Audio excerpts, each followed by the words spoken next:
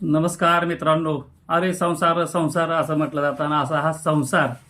यामध्ये काय आमच्या घरामध्ये आईनं संसार केला आणि त्यातली जुनी भांडी जी आहेत हे बघा, अशी पितळेची भांडी अजूनही तागायत आमच्या इथं आहेत.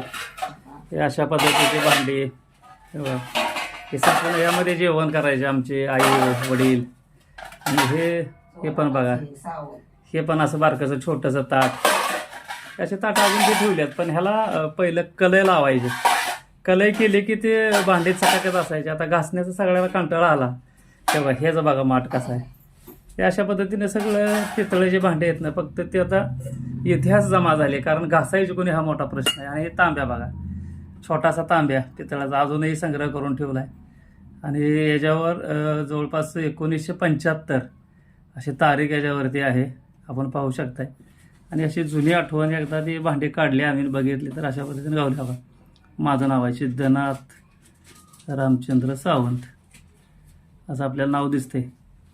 साधारणतः हे 1975च्या आसपास हे भांडे घेतलेले आहेत. आणि असं हे जुन्या काळातील खरं तर पितळाला सोनं म्हटलं जायचं.